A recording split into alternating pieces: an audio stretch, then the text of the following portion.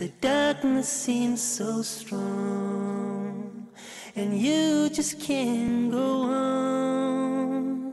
Pray for your helping hand. You'll see the sun will rise again.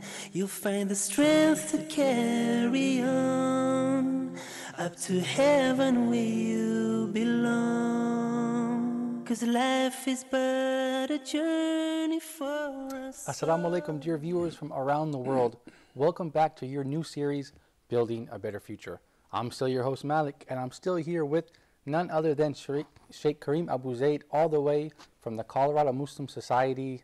You've seen him online at www.karimabuzaid.com. You've seen him on his Facebook fan page. You've seen him most importantly at www.huda.tv in all his programs. And you can also check him out, of course, on YouTube at Islamway71. That's his channel. You guys, we've been talking about a lot of things here, about how to raise the children of empowered Muslims for the next generation. This point, it's a transition point in our series. We're talking now primarily to people who are looking to marry, and stay tuned if you're already married as well. Because we've been talking about the attributes in children, how we want to raise them. Now we want to focus on who and where. We talked about when they're children. Who is going to raise them? Is it the public school teacher? I don't think so. Is it the imam of the local masjid? No, it's your job as a parent, as a father, and as a mother. That's who's going to raise the children. And we're going to pick, as we pick our wives and our husbands, a father and a mother for our children. So we can see this is a very, very important topic. Sheikh Karim, we have a lot to say, I believe, about this topic, inshallah. Jazakallahu khairan, Malik. Alhamdulillah, wassalatu wassalamu ala rasulillah, wa ashhadu an la ilaha illallah, wahdahu la sharika lah, wa ashhadu anna sayyidana wa nabiyyana Muhammadan abdullahi wa rasuluh. Malik, like you mentioned, this is a transition. This is probably the last transition in our show.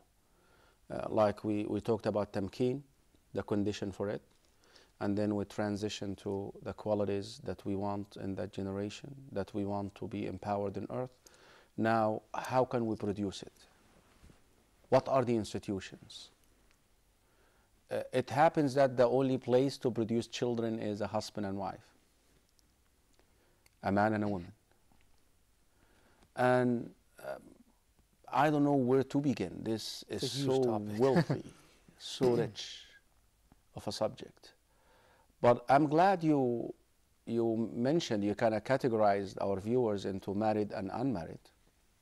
But at the same time, even those who are married, I'm sure they have children and friends who are about to get married, so maybe they can give them nasiha. So they can keep tuned and watching. Inshallah.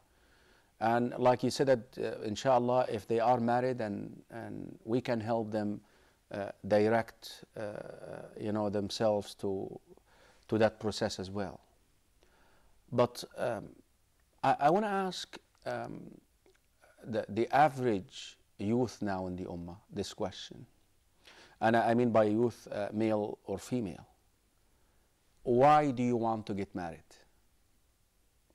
It's a very interesting question. But I tell you, if you ask an average youth this question, I think some of them will stutter. Okay. Not sure what their intention is. I don't know. Some of them will say, well, to guard my chastity, which is beautiful. Which is a noble cause as well. Noble cause. Stay away from adultery. Some will say, maybe because I love this girl, she's beautiful. I love this person because he's smart, handsome. But if this is the right answer, no, it is not.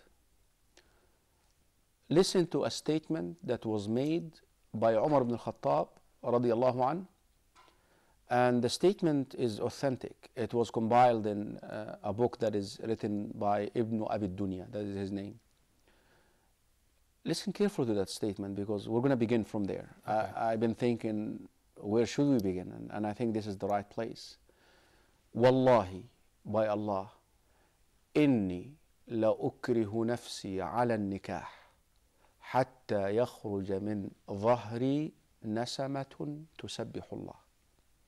Umar ibn Khattab says, by Allah, I force myself to have a relationship with my spouse in order to have an offspring who will say La ilaha illallah. You see the intention? Yes, this is the intention. This has to be the initial intention. Not pleasure and stuff like that. I'm sorry, if you're gonna get married for other than this, that's not your show. But you can keep watching. But don't. But this is the initial. This is the what is gonna drive you. Because if this is the right intention, then you're gonna choose the right mate. Because the problem with us, Malik, the culture where we were brought up, the majority of us, they somehow taught us that marriage, here is the process. You fall in love with this girl, and this boy falls in love with this. And then they keep loving one another for a while. Which they call dating. Dating. Okay. And no, well, not in our culture here. Alhamdulillah, we're still guarding some principles of the religion. But I'm talking about the culture here, here in the East, like I mean, in the Muslim world. And then some odds, they don't want them to get married. The father is saying no. The mother doesn't like the dude, and all these happening. Complications. Look, this is how they presented the whole thing to us in soap operas and in movies. Like you have 30 episodes, like our show, you know, building a better future. But they have a 30 episodes of a man and woman loving one another, and they are trying to get married, and they keep facing all these obstacles, and every episode they overcome one of them. Okay. And then the last episode, they tell you they got married and they lived happily ever after. But Sheikh, how can we live happily ever after? That's the episodes we want to see. We want to see those episodes. You see, that is not true. This is a big lie. Marriage is an institution that faces a lot of challenges. I tell you something, Malik. The top of the line, shaitan, the big shaitan. The Prophet ﷺ told us in Sahih Muslim, Al-Hadith Sahih Muslim, Al-Hadith Jabir ibn Abdullah radiallahu anhu, that shaitan, the big guy, the guy who doesn't die, the rest of the shayateen, you know, they die. Offspring. But this one, he continues living. So he has a lot of experience. Every single day in the morning, he places his throne in water. In the morning, when the sun comes out, thrones his. So all these shayateen who are about to go to do their work, which is corrupting earth, they come and report to him. He would be sitting in his throne like this, and then he would give them incentive by saying, whoever does the best accomplishment, whoever does the best achievement today in misguiding a Muslim, I will crown him with my own hands. I will place the crown on him with my own hands. Then the shayateen will disperse. All of them are looking forward to that incentive, to that prize at the end of the day. Then they go, and then shaitan again places his throne on water at the end of the day. This is not a sci-fi. This is not my talk. Okay, هذا قول النبي. I'm just explaining to you the meanings. هذا الحديث في صحيح الإمام مسلم. The top of the line of authenticity. Hadith Jabir ibn Abdullah radiallahu anhu. So at the end of the day, he places his throne again in water, where these shayateen come and report to him their accomplishment and achievements for the day. So one of them would stand up and say, okay, Mr. Big Shaitan, today I was able to basically whisper to that person, I did not leave him until he killed another person. Good job. Killing. Good job. Killing. And then another one will stand up and say, okay, today I was able to whisper into that man and woman, I got them to be alone. And even so, the messenger told them, a man and a woman by themselves, I will be their third. And I got them together, and I whispered, they committed adultery. I did not leave them. Good job. Sit down. Steal, you name it. You name any all these sins. Until one of them would stand up and says, today, Mr. Shaitan, I was able to separate a husband and wife. And he considers this the biggest accomplishment. He will say, نعم أنت. You are my man. Come out. Why? Why? What is so special? Divorce, by the way, is not haram. You know that. Right. It's disliked, highly disliked, but it is not haram. Killing is haram, right? Right. Adultery is haram, right? No doubt. Stealing is haram, right? Without doubt. Why shaitan is so happy about this? Good question. A long-term strategic planning. Destroy community, long term. Destroy the next generation. If you separate a husband and wife, if there are children, these children will pay the price. And the next generation as well, most likely. The next generation will pay the price. Because they carry the baggage and their children and their children. Yes. It's asset. Yeah. These- Long-term investment. Yes, long-term Shaitan. investment. Children who are not brought up by a devoted, disciplined husband and wife will pay the price of that divorce. Well, Sheikh, how can we find a disciplined and an obedient and a good wife? That's something that we're going to have to, they're going to have to stay tuned with us, because Okay. I see them pointing out that we may have to finish in a minute or two. Okay. But I want to say something, Malik, that the evil forces in this world, even sorcerers, when Allah subhanahu wa ta'ala spoke about the children of Israel leaving the guidance that came to them from Allah, and they followed what the sorcerers uttered against Sayyidina Sulaiman, وَاتَّبَعُوا مَا تَتْلُو الشَّيَاطِينُ عَلَى مُلْكِ سُلَيْمَانَ وَمَا كَفَرَ سُلَيْمَانَ وَلَكِنَّ الشَّيَاطِينَ كَفَرُوا. The verse of السحر in Surah Al-Baqarah. Look at this. يعلمون الناس السحر وما أنزل على الملكين ببابل هاروت وماروت. So they learned sorcery, and then Allah subhanahu wa ta'ala singled out the greatest harm that can be done through sorcery, separating a husband and wife. فيتعلمون منهما ما يفرقون به بين المرء وزوجه. Again, because this causes the ruin, the destruction of the first brick in the community. The place where we want these children to come out. Destroy the foundation. It's already done. Yeah. Because for sure that these children will be brought up by another man. Because what happened? The wife is going to get married again to another man. He's going to be living, these children are not going to be living with the father, with another man. Or with another woman, not the mother. Yeah. Stepmother, Stepfather. stepfather. They are not the same. Yeah. They are not the same. So, marriage is an institution. We have to establish this. Okay.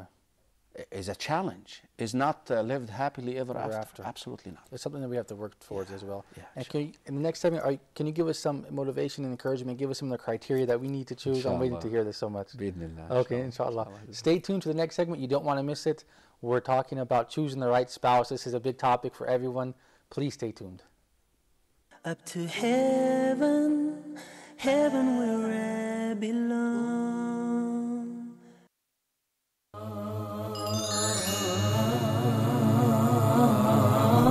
Welcome all of you to another exciting and new episode of your program, Let's Talk. If we listen to someone talking about Islam, we should really know their credentials and if they really are the experts they say they are. This man is an expert in Islamic Sharia. It's crazy. They use the knowledge for the sake of Allah. Media with its emphasis, with its agenda, with the spin. Okay, you guys, today we're going to talk about a very important topic that has been neglected by Muslims around the world. And they would say, whatever happened in Somalia is a Somali problem, whatever's happening in Pakistan is a Pakistani problem. Islam doesn't forbid people to adhere to technology. You guys at home, you hear the doctor. He's telling you guys to be environmentally friendly, go pick up trash, plant a tree, do something good for the environment. It is our responsibility as Muslims. The Sheikh told us about 2 Egyptians who decided to move on the spot to look at the problem. I like the extreme sports. Yeah, right. And I tried to search what it is. Yeah, and I know okay. this is called parkour. We hugged each other and he said, Abu Bakr is my best friend.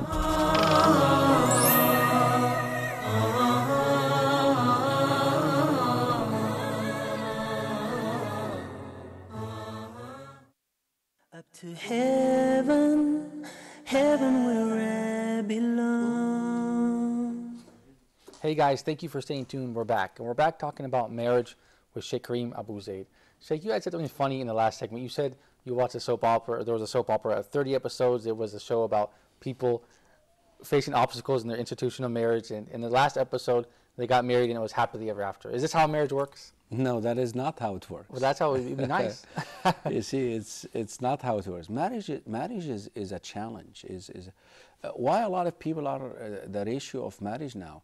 Look at the ratio of divorce in the Muslim world. It's rising, right? Yeah. 70% in some Muslim countries, and this is driving a lot of people away from marriage because of all these challenges, and you end up marrying another person.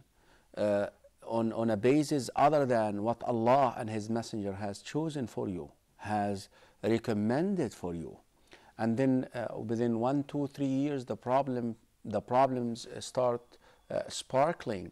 And add to this, I just told you that shaitan was on the top of this. Shaitan is motivating his little shayateen to do this. Right. The sorcerer and a lot of evil, I mean, we're talking about shayateen al-jinn, there are shayateen al-ins too, the human shayateen, they are after the marriage. Right.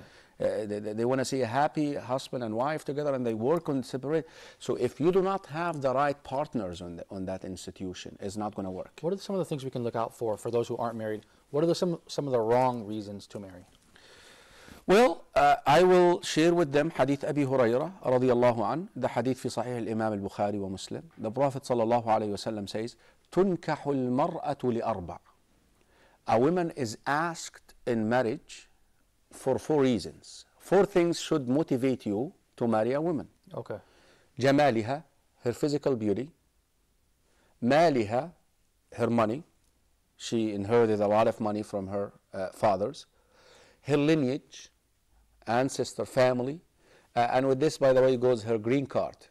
Like in America. That's another phenomenon. We're going to talk about it. Like a lot of brothers, you know, and it's very sad. They go and marry a woman because she lives in the West, whether Europe, and he's just wanting the green card. He just wants the stay. And then he ends up marrying her, he gets the green card, he leaves the children with her, the children become Christian or Jews after her, and he just got the green card. That's what's happening with the Ummah. Yes. So, and then diniha. Her religion. And it's okay to look for all 4. Absolutely, but where do you find the 4? I mean, give me a break. I mean, where do you find those 4? I mean, but if you find them, that's wonderful. But, okay. But tell me, okay? But where do you find those? Okay. But yes, there is no harm in finding a beautiful, prestigious, wealthy, good family, and religious. But here is what the Prophet said: فَاظْفَرْ بِذَاتِ الدِّينِ تَرِبَتْ يَدَاكَ. You better go for the one with the deen. Otherwise, you're going to be in trouble. If you marry, because again, Malik, we're talking about producing that new generation. When you choose a wife, you're choosing a mother for your children. When the wife chooses a husband, she's choosing a father. And a father, righteous mother, the chances to produce righteous children, the children that we want, the children that we aspire for them to be empowered in earth, are high. Highly likely. Highly likely. But if they do not have a matching agenda, it's not going to work. What if you have one righteous and one not righteous? Still, the formula doesn't work for the kids. It doesn't work. Yeah. It's actually very confusing to the children. Right. Very confusing, and creates a lot of confusion in the minds of the children. Because remember, both of them, they have to agree on what they want. Okay, and that is why at the beginning of this episode, I asked this question that we must ask ourselves. Why do I want to marry? Right. Okay, I want to marry because I want to contribute to the welfare of this ummah. This is our intention. I care about Islam. I care about Muslims. I want to produce children who will say La ilaha illallah Muhammadur Rasulullah. I want to produce children who will promote the deen of Allah in their character first, and they will convey it to the rest of humanity. And I really feel bad. You go and visit some Muslim families now, and then they bring the children in front of you. This is my little child, Ahmed. Yeah. Ahmed, what would you like to be when you grow up? An astronaut. That's okay, right? It's beautiful. Yeah. Nothing wrong with that. Right. An engineer. Okay. Beautiful. A doctor. Beautiful. An imam. No. Imam, no. No. This has become like something that people don't want. No. Imam, no. Somebody to teach the deen, no. I have to be fair. There is a great number of Muslims who are not like this. For I sure. have to be fair. Certainly, yeah. Certainly. I mean, but this is the majority of the Muslims. Yeah. Where are you from, Zakaria? You know Prophet Zakaria? Of course. I encourage the brothers to open up and read his story in Al Imran and also at the beginning of Surah Maryam. Huh? Zakaria, by the way, Prophet Zakaria alayhi salam, he happened to live right before the time of Sayyidina Isa. Okay. Around this time. Look at him now. كاف ها يا عين صاد ذكر رحمة ربك عبده زكريا إذ نادى ربه نداء خفيا. He called upon his Lord in a secret, in a low voice. What does he want from Allah? قال رب إني وهن العظم مني. يا رب, my bones are weakened. وهن, weak. واشتعل الرأس شيبة. And the gray hair is growing. But I have never given up calling upon you with this dua. وَلَمْ أَكُنْ بِدُعَائِكَ رَبِّ شَقِيًّا. My wife is barren. And I'm old. But I still want a child. هَبْ لِي مِن لَدُنْكَ وَلِيًّا. Why? Why? He's old. What is he going to try for? Oh, maybe to inherit his wealth? Carry his name? Carry his name? No. To inherit the knowledge. Leave a legacy on earth. You see, even in the books of Bani Israel, in the New Testament, they tell you that the rabbis at the times were corrupt.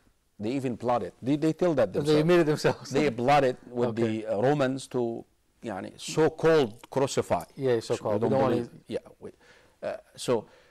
Sayyidina Zakaria alayhi salam was concerned, if I die, who's going to teach the deen after me? This was his intention. Yes. I'm the last man standing for the religion here. Right. And I'm getting old. And I see all these rabbis around me corrupt. They sell and buy with fatwas. There are like these preachers now we have in the Muslim world who come out mixing, good, go ahead and no mixing, dating, go ahead and dating, no problem, no shake the hand, no problem of the women, no problem, like this. Who's going to stand and teach the right teachings of the deen after me, O Allah? That's what concerns me. Okay. I don't want a child because he wants that child to carry on my name. I don't want a child because I'm afraid that my wealth is going to go into the wrong hand. No. يرثني, to inherit me, ويرثني ومن آل يعقوب, to inherit me and inherit the house of Yaqub, the knowledge of the Torah. Huh? Because of his sincerity and his piety, Allah subhanahu wa ta'ala give it to him. Give it to him. In his old age, in his wife's barren state. By the way, and subhanallah, one of the most fascinating things about the place of that story, it always comes right before the story of the birth of Jesus. Why? So if you see Jesus' birth to be miraculous, what about Yahya's birth? His father was 99 years old. His mother was barren. It goes in the same kind the same context. Yeah. Both of them, they don't qualify. If you read the both stories, they were mentioned in Al Imran, Surah Al Imran, Surah number 3, and Surah Maryam at the very beginning. Huh? You find the story comes right before the story of the birth of Jesus. Allah is telling you, look at Yahya, he was 99 years old. 99 years old. Yeah. His wife was barren, no children. Yeah. No children. And yet, Allah is still giving them a child. But why did he want a child? Huh? To teach the deen. Can our Muslim mothers, our Muslim fathers, have the same care about the religion of Islam like this prophet? Can they? Inshallah. Can they do like the mother of Maryam, Hannah, her name? She placed her hand in her womb. إِنِّي نَذَرْتُ لَكَ مَا فِي بَطْنِي مُحَرَّرًا. Oh Allah, whoever is in my womb is for you, to serve you, to serve your deen. She wanted a boy. Allah given her Maryam, a girl. But Allah subhanahu wa ta'ala used Maryam, the girl, in a way that He has never used another woman, and he will never use another woman in the history of humanity to have a baby without a father. Miraculous birth. Miraculous birth. Because of the intention. Because of the intention. You said it right as usual, Sheikh. This is getting really interesting. I look forward to the next episode about the criteria of choosing a spouse. You guys, you don't want to miss the next episode of your program, Building a Better Future, with Sheikh Karim Abu Zaid. See you next time. Assalamu alaikum. And when the darkness seems so strong and you just can't go on, pray for your helping hand. You'll see the sun will rise again.